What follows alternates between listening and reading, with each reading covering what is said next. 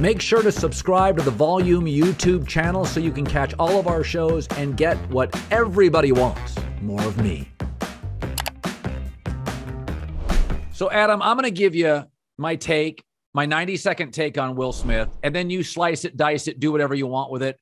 As a stand-up comedian, as somebody who's on stage, you tell me where I'm wrong on this. So I'm agnostic, so I don't speak about religion, but there's a certain reality for the mobster who goes to repent his sins on Sunday, then shoots a guy in front of a steakhouse on Thursday night. He's not fooling God, right? Like, he's fooling himself. The Hollywood athlete or the Hollywood actor, the leading man, they've all got side dishes, right? Multiple. When they come out, and I'm not speaking specifically to Will, but, leading men and athletes, there are no industries where men cheat more than those two. They use their power and their leverage to gain access to beautiful women. I saw a lot of takes from athletes, current, former, a lot of leading men types, big tough guys saying, hey, you got to protect your woman. And I'm like, no. Like the mobster who shoots the guy in front of a steakhouse, you're not fooling anybody but yourself. If you cared about the woman in your life, you wouldn't be fucking around all the time. This is about your ego, which you couldn't subjugate because your wife cheated on you. It's very public. And in this moment, you look small. This was not about your wife. This was about your ego. Take it away. Well, also there's a context, you're going to be in show business. You're going to sit in the front seat of the Oscars. I've written for 2 Oscars. I've been there. The process is you show up days before and they have the pictures of all the celebrities and where they're sitting. By the way, always in black and white. I always thought to myself, this is the Oscars. You can't afford a color ink cartridge, but they can't. It's black and white. And by the way, some of the older guys and some of the other guys, you have to look at it for a while before you can realize just who that is. But anyway, so there's a context. Your front seat of the Oscars, and here comes Chris Rock, and it is his job to roast notable people that are sitting up front. So this essentially, it's like marrying a porn star, going to the set of the porn movie, and then freaking out because someone's your wife. You knew the job was dangerous when you took it. There's a context. Chris Rock didn't show up to your home and start making fun of your wife. You sat in the very front seat of the Oscars. He's a comic. He's going to roast. That's your context. It shouldn't elicit that kind of response. Adam, I go to, Hermosa Beach Comedy Store. I've gone, down on Sunset, West Sunset. So I've had friends that are comedy writers. I've talked to Leno. When I was a kid, I wanted to be Johnny Carson like a lot of kids. I didn't want to be a sportscaster. I didn't even know what it meant. I just wasn't talented enough. So I went into sports. Lower bar for that probably. So one of the things I've noticed about the great comedians, they've got a set, but they play with the crowd. They interact with the crowd. I don't think somebody said it wasn't scripted. It was, you look at her, you have a line. By the way, G.I. Jane was sort of an empowered woman, right? She was like a powerful, successful woman. So in that instance, I think, Jesus, if you tell comedians they can't ad lib in the biggest stage in the industry, the Oscars, what are we doing here? Yeah, I disagree just because I've been behind the curtain there a couple of times. It probably wasn't ad-libbed. It could have been quickly thought of backstage or at some previous point, but it probably wasn't ad-libbed in that you get writing assignments. It's like, here's gonna be sitting here and this person's gonna be there, and they'll go, give me a few jokes for this person and give me a few jokes for that person. So probably wasn't off the cuff. Regardless, whether it's off the cuff or not, you're on stage, you're telling a joke. There's no barrier between you and the audience, and sort of taking the law into your own hands is not a good precedent. Speaking of the law, I literally just got done doing a podcast with attorney Mark Garagos.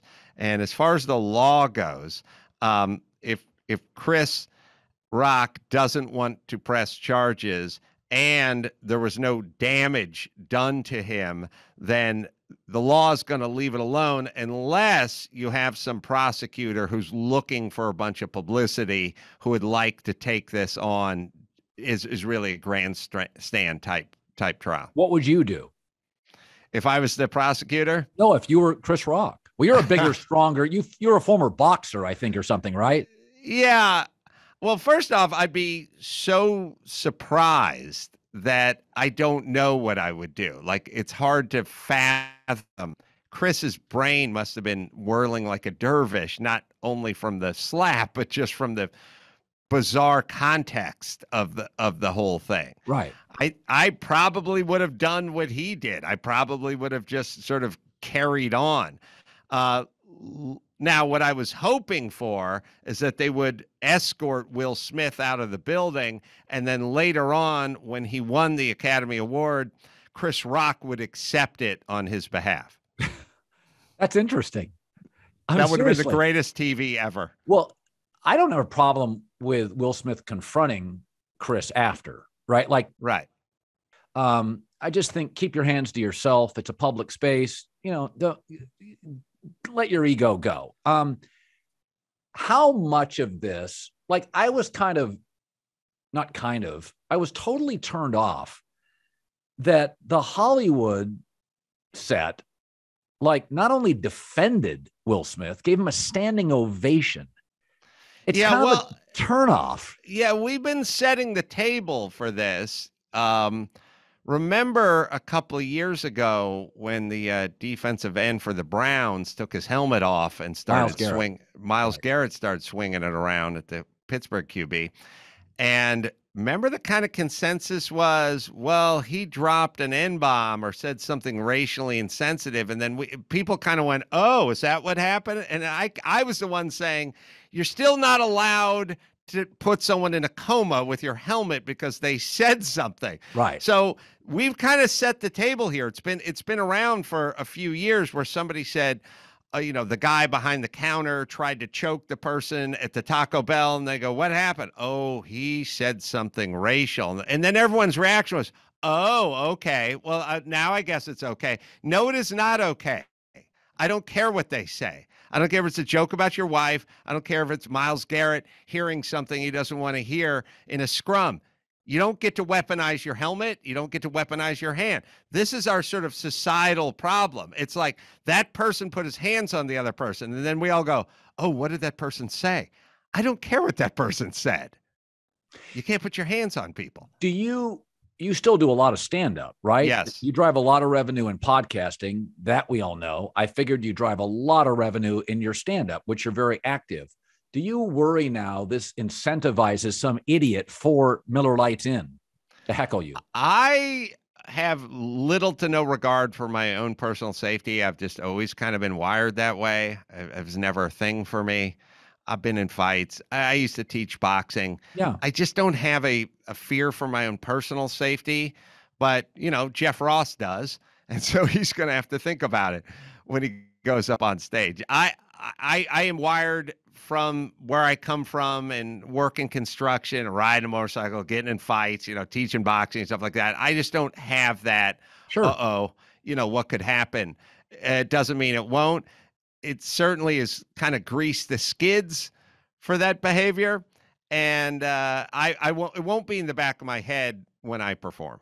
What's your guess on the repercussions for Will Smith? He apologized. That was fairly obvious. I mean, that you could see that right hand Jerry Corey hook coming from an hour away. But What do you think the repercussions are? I don't think anything. I think they gave him a standing ovation 40 minutes later. The Oscars has made some discussion about, taking his Oscar back or sanctions or, giving him the Kanye West treatment for the next Oscars or something. I suspect nothing.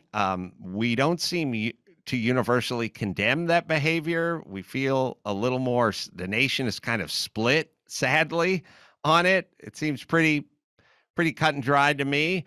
But it's also like, I remember talking to people during the summer and all the riots and all the BLM marches and a lot of when stuff got nasty. And someone would say to me, "Did you see those cops in New York? They rammed right into those protesters." And I'd go, "No, let me see that tape." And the tape was a bunch of idiots on the hood of a cop car jumping up and down and trying to kick out the windshield. And then the cop car lurches forward and the guys fall off the hood. And I'm like, that's not a cop car ramming protesters. That's a bunch of jackasses jumping on the hood of a cop car and trying to kick out the windshield. So we've gotten this weird relationship with violence and actions. It's a mostly peaceful protest as the CVS pharmacy burns behind you. Something happened where and then we also went the other direction too. Like, did you see Al Franken assaulted that woman on the C-130 cargo plane? It's like, he took a goofy picture with his hands outside of her flak jacket. That's not assault. He didn't assault anyone. So we've taken this thing called assault and we've twisted it and morphed it and sort of politicized it and used it so that if we didn't like Al Franken, then what he did was assault. But if we didn't like the cops, then what they did wasn't assault when people were trying to assault them. Yeah, it's, David Spade reacted today when somebody pushed back and said, "Hey, what about Jada Pinkett?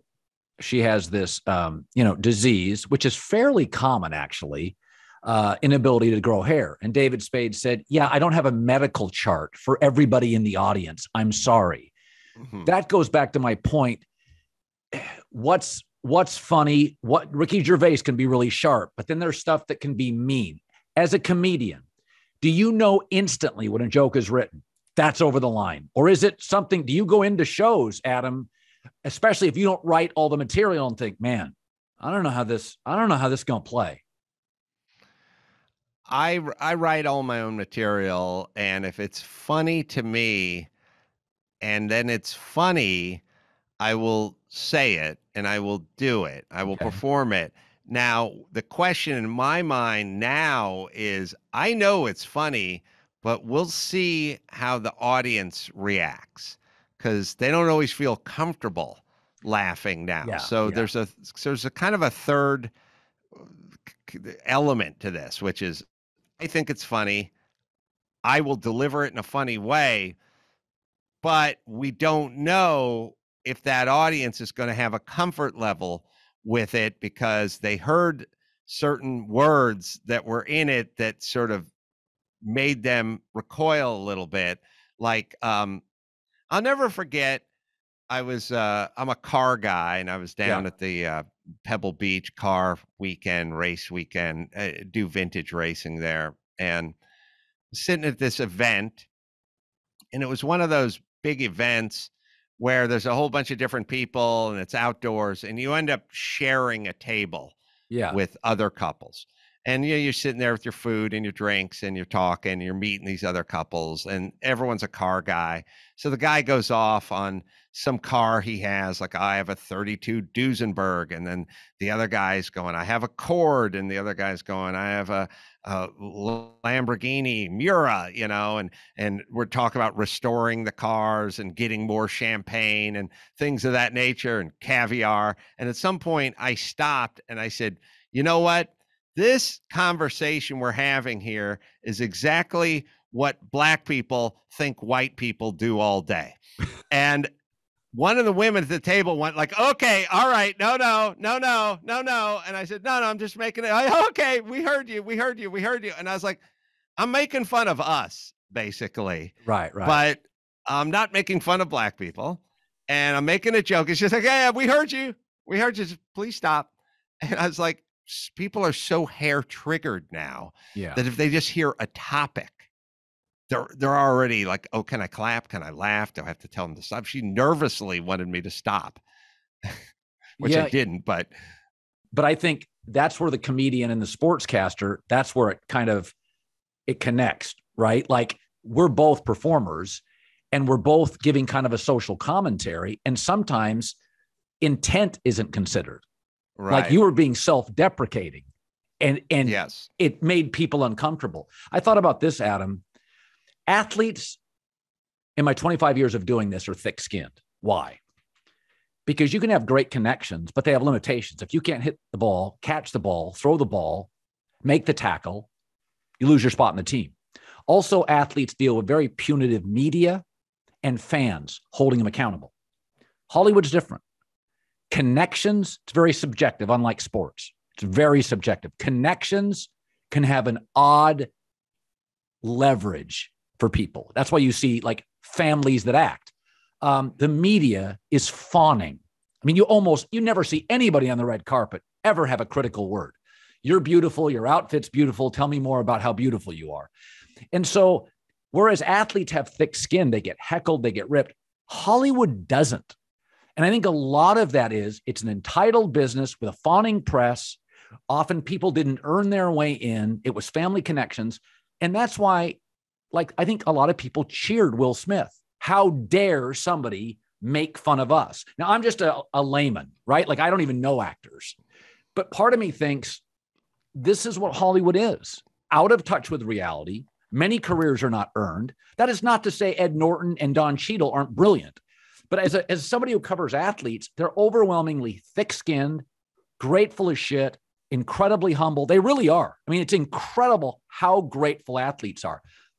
I don't feel like Hollywood is. And maybe it's the tunnel where they arrived at their career.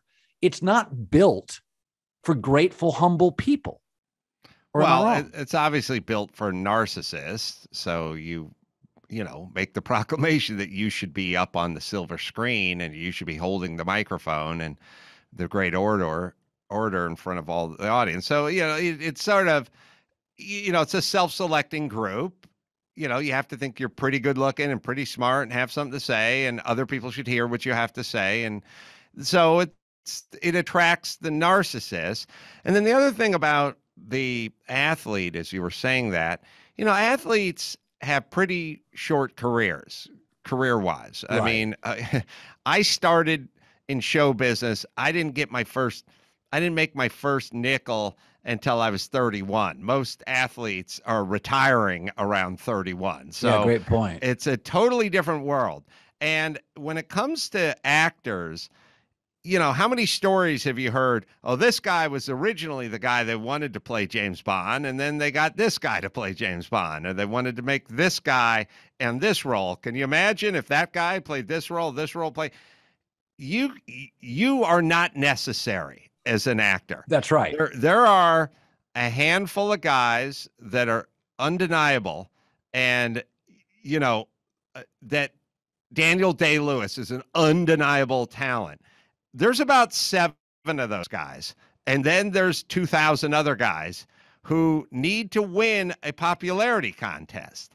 They will get rid of you if you're not on the same page as them politically or whichever way the zeitgeist and the wind is blowing. So imagine if you said to the athlete, it's not all going to be over when you're 34. You can go another 30 years in this athletic endeavor you're doing, but you better make friends and you better hope people like you.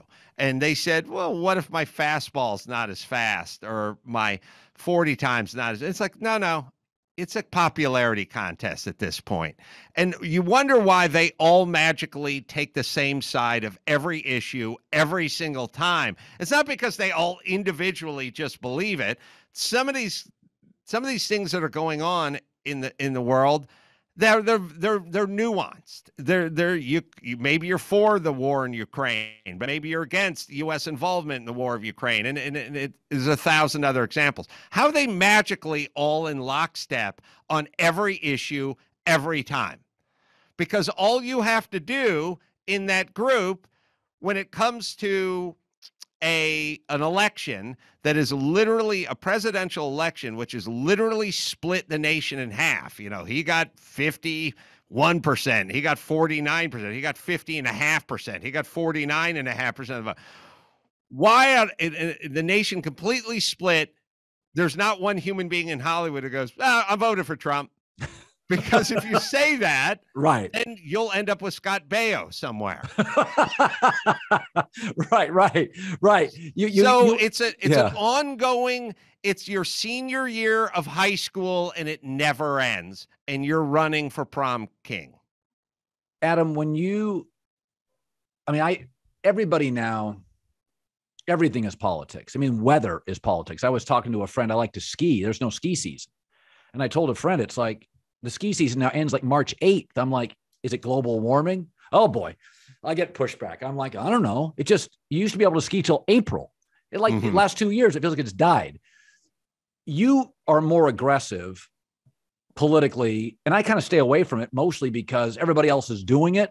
And I feel like, ESPN went more heavily into it. And I thought it was a business decision. To the audience that was turned off by that, I'd mostly stay on sports, and it worked. It helped. As you pivoted more into politics, are you glad you did? Are you happy you did? Have there been repercussions? Has it hurt revenue? Has it helped revenue? Where do you stand today on that decision? Because I think of your career and I think Man Show, huge podcasting. And then a lot of people just got sucked into as performers, politics, because the whole weather became political. Sports is political. How do you view it now? If you go back 5 years, are you glad you kind of aggressively moved into that space? I'm in the business of saying whatever it is I'm thinking, so I can't really control it per se. So whatever I happen to be thinking of at the time, more so than other things.